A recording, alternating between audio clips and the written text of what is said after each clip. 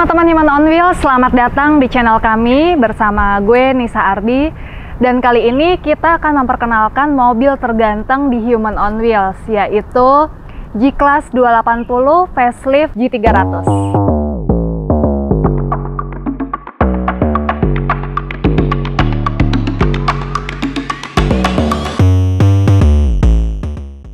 Di episode kali ini, kita nggak akan nge-review detailnya tentang G-Class, tapi kita akan ceritain kenapa kita memilih G-Class G280 ini. Dan gue akan nge-review mobil G-Class ini dengan versi gue sendiri sebagai penikmat mobil Jeep, JIP, terutama mobil G-Class. Jadi selama 1 tahun gue pakai mobil G-Class ini, banyak banget pertanyaan yang sangat klasik ya. Yang pertama adalah, boros nggak sih kalau naik mobil G-Class? Jawabannya adalah sangat boros. Jadi menurut pengalaman, konsumsi BBM G-Class ini untuk di dalam kota itu adalah 1:5. Terus kalau misalkan macet banget itu 1:4. Kalau untuk di jalan tol agak irit itu 1:6. Yang kedua pertanyaannya itu adalah kenapa sih pilih mobil G-Class? Jawabannya adalah karena memang sejak lama gue tuh udah mimpi banget pengen punya mobil G-Class gitu. Selain itu juga impulsif, dan yang paling banget beralasan kenapa gue pilih mobil ini juga pengen nostalgia, karena pas masih kecil gue pernah naik mobil G-Class ini. Gue dapatin mobil G-Class ini itu dari pemilik tangan pertama.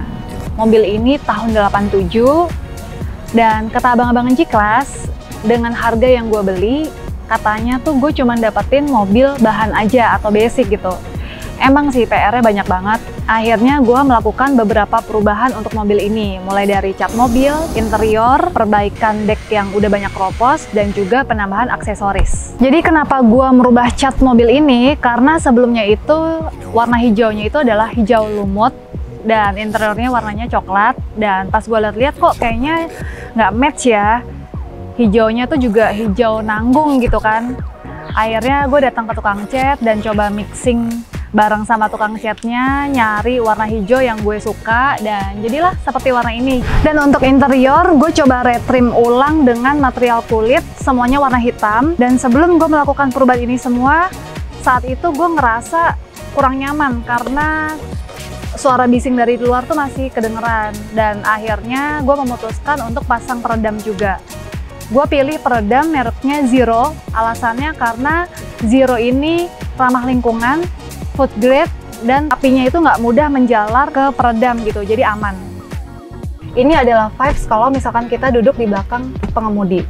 Nah, ini tuh masih luas banget, bisa muat untuk 3 orang, dan tinggi gue itu adalah 175 cm.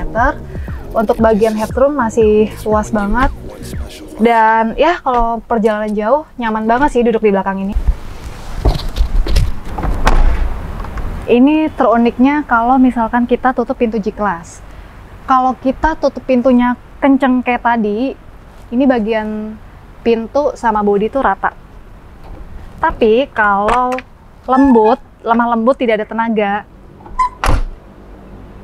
pintu dan bodi ini nggak rata. Jadi karena ini mobil tua, sebenarnya tuh AC-nya nggak terlalu dingin. Nah, sebelum pasang peredam, panas teriknya matahari tuh berasa banget gitu.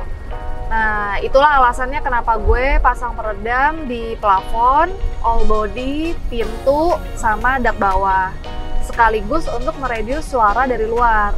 Sekarang gue akan bahas pro dan kontranya pakai mobil G-Class ini. Yang pertama itu, mobil ini luas banget. Kadang gue suka taruh barang-barang yang nggak penting. Kalau gue pakai mobil ini di tol, rasanya stabil banget. Dan kadang kalau misalkan ketemu sama pengguna G-Class, mereka tuh nyapa, kadang klakson. Nah, di sini tuh kadang masih agak-agak kaku gitu, bingung mau responnya gimana. Sempet juga pernah ngerespon hormat. Jadi kayak om-om G-Class ya. Karena kaca ini bening, banyak banget orang-orang yang ngeliatin. Mungkin karena pengendaranya perempuan kali ya. Dan masih jarang-jarang juga kan perempuan pakai mobil G-Class.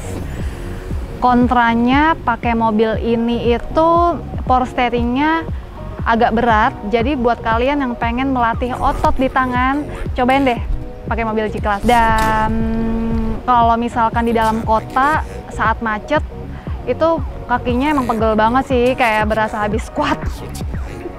Ya kayaknya sih itu sih keluh kesah menggunakan G-Class versi Human on Wheels. Untuk next episode-nya, mungkin kita akan coba mobil ini sesuai dengan habitat yang sesungguhnya. Mungkin itu off-road atau kita coba solo trip. Nah, di situ bakalan kelihatan tuh kemampuannya mobil ini sesuai nggak sih sama habitat aslinya.